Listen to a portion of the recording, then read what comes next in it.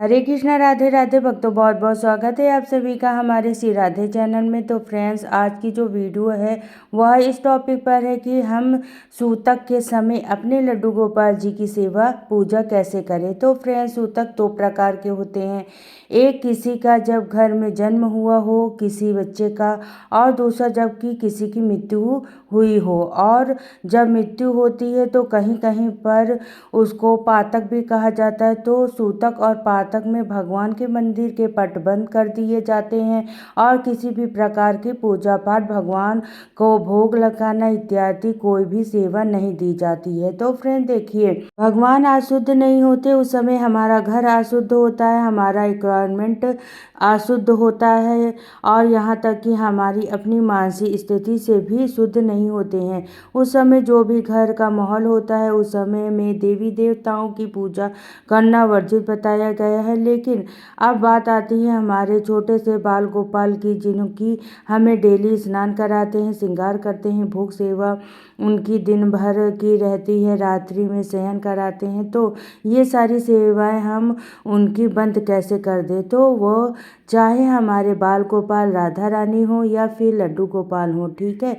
अब हम कुछ ऐसे तरीके आपको बताएंगे जो भी आपके समय के हिसाब से, परिस्थिति के हिसाब से ठीक बैठ रहा हो, वैसे ही आपकी सेवा देनी चाहिए, ठीक है। तो सबसे पहले आता है कि आप अपने आस पड़ोस में कोई भी ऐसा हो, आपके जानकारी वाले लोग जो कि ठाकुर सेवा कर सकते हैं नित्य प्रतिदिन, और कुछ ही दिन की बात होती है। देखिए, अगर वह सेवा ले सकते हैं खुशी खुशी तो आप उनको दे सकते हैं, ठीक है। वह आए और लेकर जा सकते हैं ठाकुर जी को। इसके अलावा आप किसी मंदिर के पंडित या पुजारी जी को, और आपके जानने वाले हों, वो आप उनसे भी बोल सकते हो कि वो थोड़े दिन के लिए अपने पास रखें ठाकुर जी को। लेकिन अगर ऐसे में ना हो सके अगर, तो आप क्या करेंगे। आपके घर में कोई छोटी कन्या हो या बच्ची हो, कोई 10 या 12 साल तक का, ठीक है, तो आप उससे हाथ से भी सेवा करा सकते हैं ठाकुर जी की, क्योंकि बच्चे जो हैं वो बाल रूप भगवान का ही रूप माने जाते हैं। तो आप उनसे सेवा करा सकते हैं। और अगर ऐसा भी नहीं है, कोई बच्चा नहीं है इतने घर में, तो ऐसे में आपके घर में कोई भी आपकी बेटी है, बहन है, नंद है, आप उनसे भी ये सेवा दे सकते हैं। क्योंकि शादी के बाद उनका गोत्र चेंज हो जाता है और बेटी बहन हमेशा पराया धन कही जाती हैं। इनके परिवार भी दूसरा हो जाता है शादी के बाद। तो अब इसे ठाकुर जी की सेवा करा सकते हैं। अब कई बार ऐसी बात भी हो जाती है कि बहन बेटी भी नहीं है, हमारे कोई ऐसे पड़ोसी भी नहीं है जिन्हें कि हम अपने ठाकुर जी की सेवा दे सके। इसके मन में इतना भक्ति भाव हो तो फिर ऐसे में हम सेवा कैसे करें। तो फ्रेंड, जैसे कि मैं बताई आपको कि इस समय में ना हमारा घर अशुद्ध होता है, हम अशुद्ध अवस्था में होते हैं। और ठाकुर जी कौन है? श्री कृष्ण भगवान, विष्णु भगवान के बाल रूप है, यानी कि भगवान है। तो भगवान और भक्त के बीच में कुछ हमें मर्यादाएं बना के रखनी चाहिए। तो फ्रेंड्स, आप क्या करेंगे ऐसे में कि जैसे कि आपके पास यह खबर आए इस तरीके की, तो आप अपने ठाकुर जी को स्नान वगैरह करा चुके हैं और उनको आप सिंहासन पर विराजमान कर दें, श्रृंगार कर दें उनका, ठीक है। उनके पास में आप एक लोटा जल भर के रख दें, थोड़ा सा गंगा जल डाल के, और साथ ही में खाने पीने की कुछ ऐसी चीज़ें आप रख दें जो कि जितने दिन भी आपके घर में सूतक रहेगा उतने दिन वो चीज़ें खराब ना हो, ठीक है। तो जो भी चीज़ें आपको आसानी से मिल जाए, जैसे कि बतासे, मिश्री हो गए, गुड़ चना हो गया, कोई भी जैसे खजूर हो गया, ड्राई फ्रूट्स हो गए, ठीक है, इस तरीके की चीज़ आप रख दें।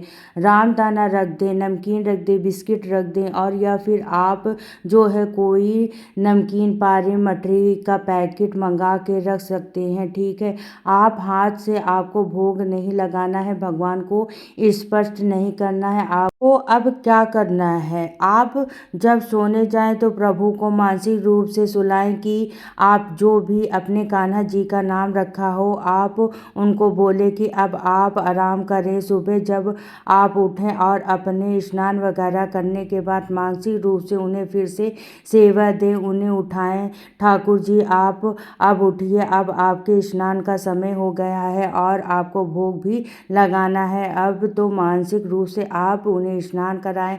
प्रभु सिर्फ दृष्टि भोग लगाते हैं, ठीक है। तो जो भी आपने सामग्री आपने उनके पास रखी हुई है वो सब भोग को स्वीकार कराएं, क्योंकि आपके भाव सच्चे हैं। तो देखिए, जब हम उन्हें अपने हाथों से भी भोग बना के खिलाते हैं ना, तब भी वो केवल दृष्टि भोग लगाते हैं और वो सिर्फ हमारे भाव देखते हैं, ठीक है। तो घर का बना हुआ भोजन आपको भोग उस दिन में नहीं लगाना है। आप बाहर की चीज़ों का भोग ठाकुर जी के पास रख सकते हैं और ध्यान रखिए कि धूप दीप जला के उनकी पूजा आरती आपको नहीं करनी है। जो भी सेवा देंगे वो मानसिक होनी चाहिए, ठीक है।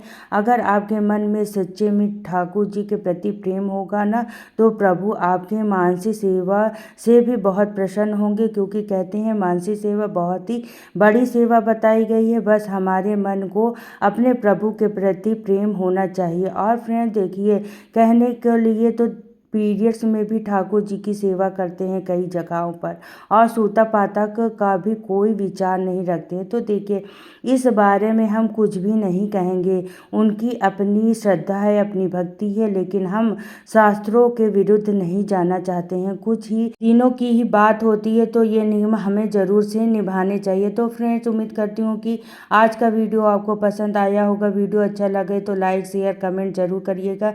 चैनल पर पहली बार आए हों तो सब्सक्राइब कर लीजिएगा। मिलती हूँ नेक्स्ट वीडियो में। तो सभी को राधे राधे, जय श्री कृष्णा।